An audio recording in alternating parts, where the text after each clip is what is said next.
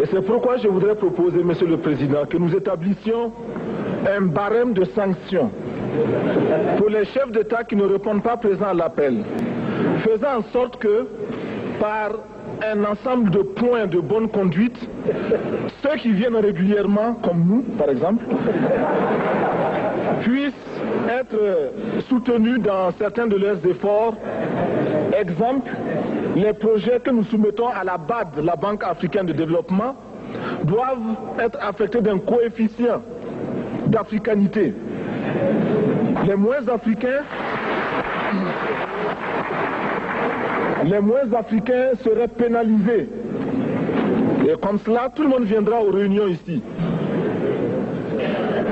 Le président du CNR et du FASO aborde maintenant le problème de la dette des pays africains. Nous estimons que la dette s'analyse d'abord de par ses origines. Les origines de la dette remontent aux origines du colonialisme. Ceux qui nous ont prêté de l'argent, ce sont ceux-là qui nous ont colonisés. Ce sont les mêmes qui géraient nos États et nos économies. Ce sont les colonisateurs qui endettaient l'Afrique auprès des bailleurs de fonds, leurs frères et cousins. Nous étions étrangers à cette dette. Nous ne pouvons donc pas la payer. La dette, c'est encore le néocolonialisme où les colonisateurs se sont transformés en assistants techniques. En fait, nous devrions dire qu'ils se sont transformés en assassins techniques. Et ce sont eux qui nous ont proposé des sources de financement, des bailleurs de fonds internes que l'on emploie chaque jour, comme s'il y avait des hommes dont le bâillement suffisait à créer le développement chez les autres. Ces bailleurs de fonds nous ont été conseillés, recommandés. On nous a présenté des montages financiers alléchants, des dossiers. Nous nous sommes endettés pour 50 ans, 60 ans, même plus. C'est-à-dire que l'on nous a amenés à compromettre nos peuples pendant 50 ans et plus. Mais la dette, c'est sa forme actuelle. Contrôlée, dominée par l'impérialisme. Une reconquête savamment organisée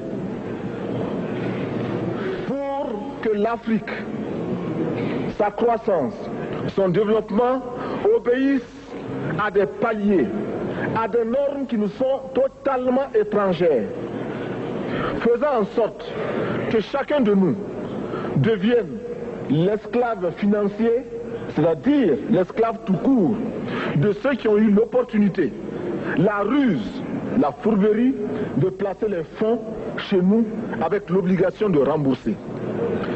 On nous dit de rembourser la dette. Ce n'est pas une question morale.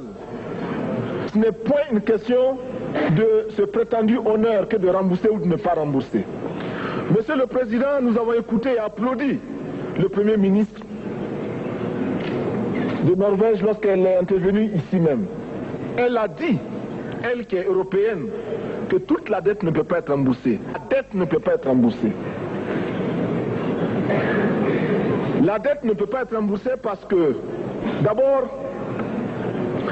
si nous ne payons pas, nos bailleurs de fonds ne mourront pas. Soyons-en sûrs. Par contre, si nous payons, c'est nous qui allons mourir. Soyons-en sûrs également. Ceux qui nous ont amenés, ceux qui nous ont conduits à l'endettement, ont joué comme dans un casino. Tant qu'ils gagnaient, il n'y avait pas de débat. Maintenant qu'ils ont perdu au jeu, ils nous exigent le remboursement. Et l'on parle de crise. Non, Monsieur le Président, ils ont joué, ils ont perdu, c'est la règle du jeu. La vie continue.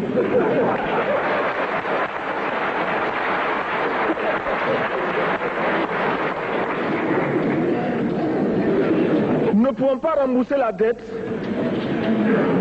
parce que nous n'avons pas de quoi payer. Nous ne pouvons pas rembourser la dette parce que nous ne sommes pas responsables de la dette. Nous ne pouvons pas payer la dette parce qu'au contraire les autres nous doivent ce que les plus grandes richesses ne pourront jamais payer, c'est-à-dire la dette de sang. C'est notre sang qui a été versé. On parle du plan Marshall qui a refait l'Europe économique, mais on ne parle jamais du plan africain